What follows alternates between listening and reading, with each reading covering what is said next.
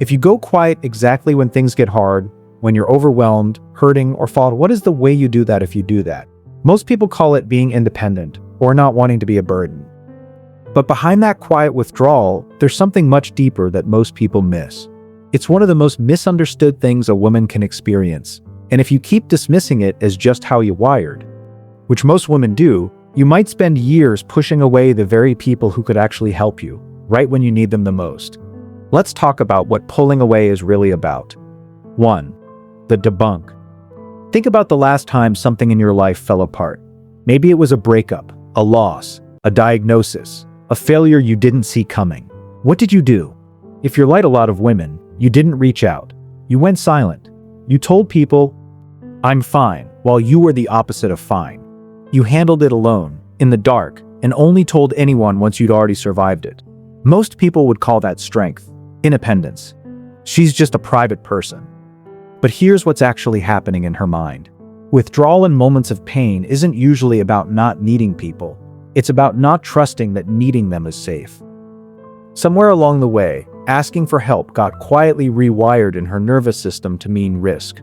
The risk of being too much, of being let down, of being seen as weak. So instead of reaching toward people, she reaches for control. And the only thing she can fully control when everything else is falling apart is herself, alone.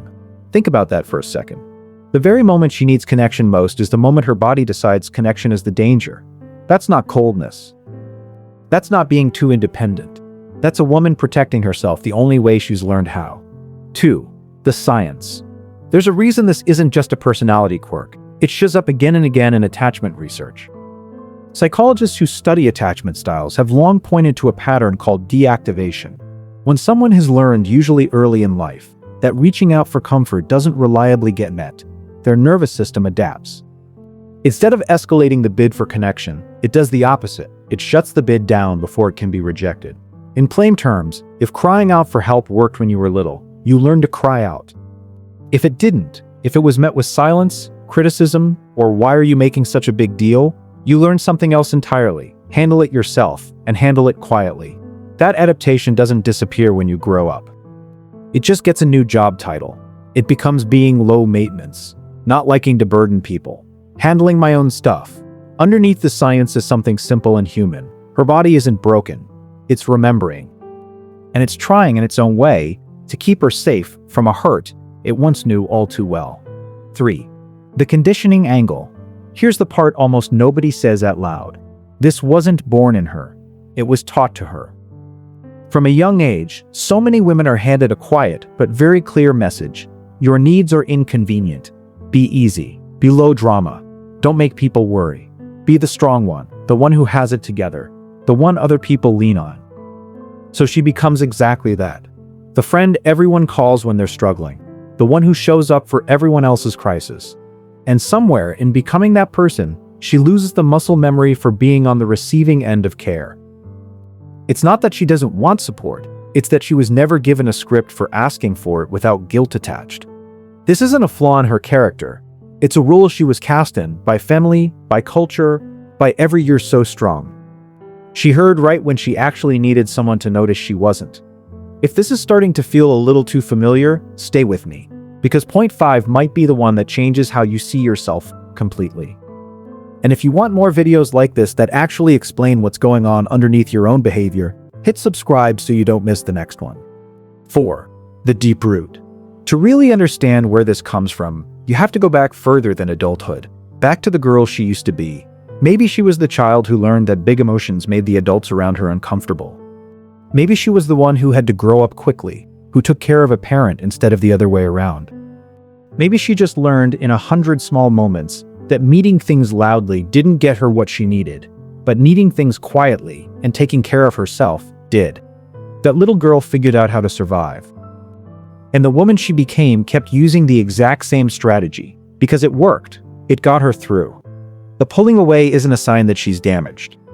It's a sign that a much younger version of her found a way to cope, and she's been running that same protective program ever since, even in rooms full of people who would show up for her in a heartbeat, if she let them.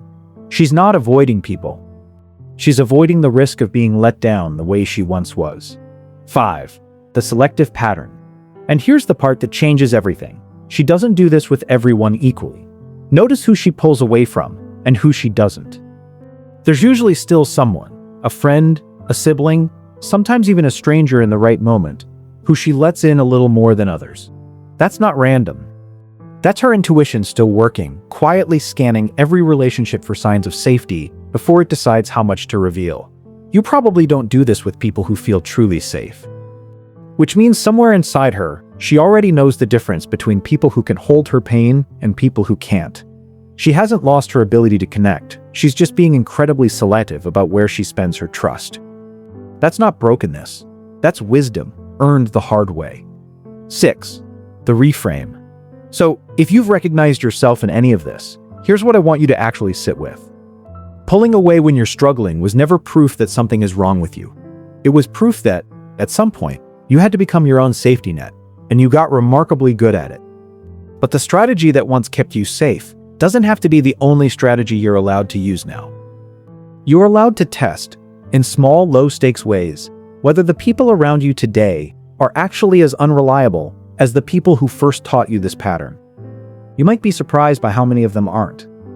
You don't have to overhaul everything overnight.